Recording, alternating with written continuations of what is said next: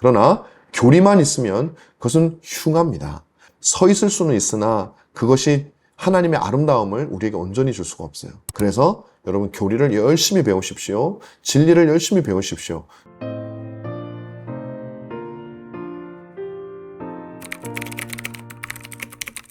안녕하세요.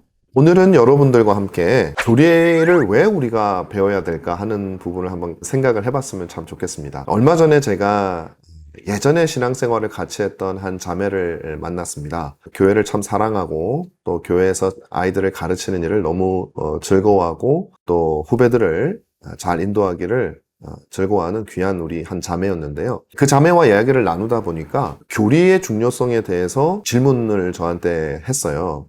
그 성경 공부를 하든지 목사님 설교를 이렇게 잘 듣든지 그렇게 신앙생활을 하고 하면 되지 굳이 우리가 교리라고 하는 좀 딱딱할 수 있는 그런 것들을 꼭 배워야만 되느냐, 교리가 우리 신앙에 정말 그렇게 필요하냐 혹은 그렇게 유용한 것이냐 라고 하는 질문을 제기했었어요. 저는 그 자매뿐만 아니라 많은 교회를 오래 다녔던 사람들이 정말 교리가 그렇게 중요한가 하는 질문을 마음속에 많이 갖고 있으리라 그렇게 생각합니다. 왜냐하면 이제 교리에 대한 인상이 별로 안 좋으니까 공부하는 것 같고 딱딱하고 드라이하고 그런 이미지가 좀 있잖아요. 근데 저는 정말 교리를 배우는 것은 우리의 영혼을 풍성하게 할 뿐만 아니라 우리를 든든하게 하는 것이라고 여러분들에게 말씀을 드리고 싶어요. 여러분 한번 생각해 보십시오. 오늘날 많은 사람들이 자신은 기독교회의 진리에 대해서 잘 알고 있다고 생각을 합니다. 그래서 왜 그런가 생각을 해봤더니 상당수의 분들이 교회를 오래 다녔기 때문인 거예요.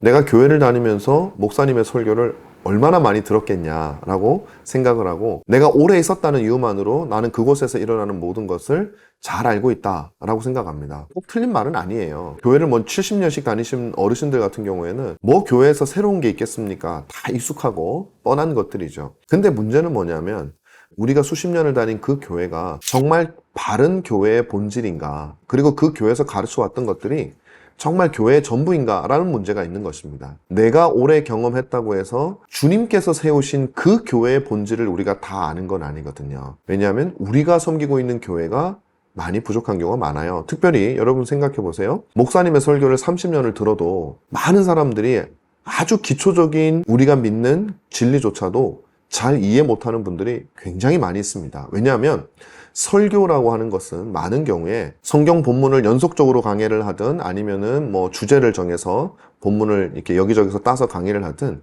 어떤 진리 체계를 조직적으로 가르쳐 주는 그런 경우는 상당히 드뭅니다. 그 본문 안에서 여러 가지 교훈들을 전하고 또 우리 실생활에 필요한 것들을 정하는 하지만 30년을 교회를 다녀도 우리가 믿는 신앙의 전체 집을 지어서 그 체계를 지어서 보여주고 알 수 있는 이들은 생각보다 적더라는 것이죠. 제가 믿음에 대해서 학위 논문을 썼고 또 믿음에 대한 책을 썼거든요. 그것은 뭐냐면 믿음이라고 하는 것은 우리가 아는 가장 기본적이고 너무나도 많이 사용하는 말이잖아요. 그런데 많은 사람들이 그 믿음, 특별히 구원 얻는 믿음의 본질, 믿음이란 무엇인가 라는 질문을 하게 되면 거의 대답을 못합니다. 어떤 믿음이 우리를 구원하는가? 성경은 그것을 분명히 구분하고 있거든요. 근데 우리는 그저 두루뭉실한 믿음이라는 말로 너도 모르고 나도 모르고, 어떤 의미에서는 너도 아는 것 같고 나도 아는 것 같으니 우리 모두 아는 걸로 하자 라는 마음으로 신앙생활을 해 나가는 거죠. 마태복음 7장에 보면 나더러 주여 주여 하는 자마다 다 천국에 갈 것이 아니라 그랬습니다. 우리가 많이 신앙생활을 하고 종교적인 활동에 익숙하다고 해도 그것이 우리가 참된 진리를 아는 것은 아니다라는 것이죠. 성경 공부만 하면 그러면 충분하지 않는가? 내가 로마서를 배우고 마태복음을 배우고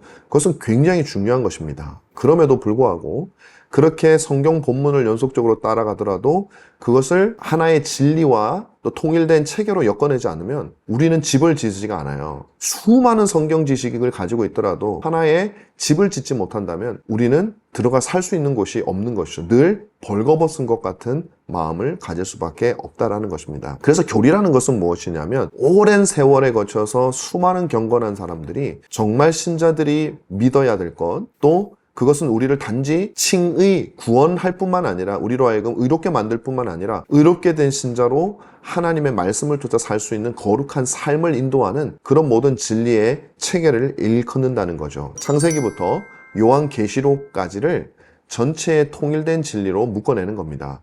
거기에는 어떤 믿음이 있냐면 성령께서 이 모든 성경의 저자이기 때문에 한 분 저자의 생각이 통일성 있게 주어질 것이다 라고 믿는 그 믿음이 있기 때문에 그렇습니다. 그래서 교리는 우리가 믿어야 할 바에 대한 전체적인 집과 같다, 골격과 같다, 그렇게 말씀드릴 수가 있어요. 반대로 교리가 갖추어지지 않으면 또한 성경 해석을 바르게 하기도 굉장히 어려움을 겪게 됩니다. 존 칼빈이 자신의 일종의 교리책이죠. 기독교 강요라는 교리책을 쓰면서 그 서문에 뭐라고 썼냐면, 내가 이 교리책을 쓰는 이유가 여러 가지가 있는데 그 중에 한 가지가 성경을 바르게 해석하기 위함이다 라고 그렇게 말합니다. 왜냐하면 우리 모두는 기존에 가지고 있는 세계관 속에서 성경을 보게 되어져 있습니다. 예를 들면 한국 문화 속에서 자란 사람이 성경을 볼 때와 또 서양 문화 속에서 자란 사람이 둘 다 믿지 않는 경우에 성경을 볼 때 해석이 굉장히 달라집니다. 왜 그러냐면 이미 자신의 세계관을 가지고 있기 때문에 그런 것이죠. 그래서 우리가 성경을 바르게 이해하기 위해서는 역사적으로 형성되어진 바른 가치관에 대한 사전 이해 혹은 세계관이 있어야 성경을 가장 바르게 해석할 수 있는 것이죠. 물론 완벽한 해석이란 있을 수 없습니다. 이 땅에 있어서는. 그러나 칼빈은 그렇게 자신이 쓴 기독교 강의를 통해서 한번 성경을 보라. 그러면 성경이 전혀 다르게 이해될 수 있을 것이라고 프랑스의 왕에게 썼던 것입니다. 앞에서 말씀드린 대로 내가 마태복음을 공부하고 로마서를 공부하고 창세기를 공부하면 되지 교리는 배울 필요 없다 이렇게 얘기를 하는데, 만약에 그런 뼈대 없이 각각의 성경 본문을 따로따로 공부하면 물론 그것이 깊어지고 또 오랜 세월이 걸치면 어느 정도 뼈대가 생길 수는 있겠죠. 그러나 전혀 뼈대가 없이 시작했을 경우에는 집에 골격이 없는 곳에 벽에 시멘트를 바르는 것과 같습니다. 기둥이 없고 골격이 없는 곳에 시멘트를 바르면 그 집이 서 있을 수가 없는 거죠. 뼈 없는 사람에게 살을 붙이면 그 사람은 서 있을 수가 없는 것입니다. 그래서 그 사람이 서 있고 사람의 기능을 감당하기 위해서는 교리만 있는다고 해서 모든 것이 되느냐? 그건 역시 아닙니다. 교리의 틀을 세우고 그 교리의 틀 속에서 여러분들이 성경 말씀을 한 권 한 권씩 연구를 해 나가는 거죠. 그러면 그 성경이 정말 말하고자 하는 것이 눈에 막 보이기 시작하고, 교리의 틀 속에서 그 교리의 뼈대를 가지고 성경을 읽다 보면, 특별히 이제 제가 신뢰하는 개혁파 교리의 틀을 가지고 성경을 보면, 제가 믿기로 개혁교회는 단지 500년이 된 것뿐만 아니라 초대교회부터 있어온 역사입니다. 어거스틴부터 시작되는 그 엄청난 장구한 세월 동안 발견되어진 든든한 프레임 위에 여러분이 성경을 통해서 발견하는 하나님의 아름다운 모습들, 예를 들면 하나님의 선하심에 대한 교리가 있다면 그 선하심이 창세기에는 어떻게 드러나고 또 마태복음에는 어떻게 드러나고 출애굽기는 어떻게 드러나고, 하나님의 공의가 있다면 그것이 창세기에는 어떻게 드러나고, 그렇게 본문을 하다 보면 그 뼈에 아름다운 살을 입히는 게 되는 것이에요. 그 교리를 프레임으로 삼아서 성경 각 권을 깊이 연구함으로 말미암아 그 뼈에 살을 아름답게 붙여서 정말 하나님이 얼마나 탁월하게 아름다우신 분이신가 하는 걸 볼 수 있는 이 두 가지가 다 필요하게 되는 것입니다. 저는 많은 분들에게 이 말씀을 전합니다. 여러분, 교리가 없으면 여러분들의 성경 지식과 교회 지식은 서 있는 것 같지만 서 있는 게 아니에요. 언제든지 무너질 수 있는 것이고, 그러나 교리만 있으면 그것은 흉합니다.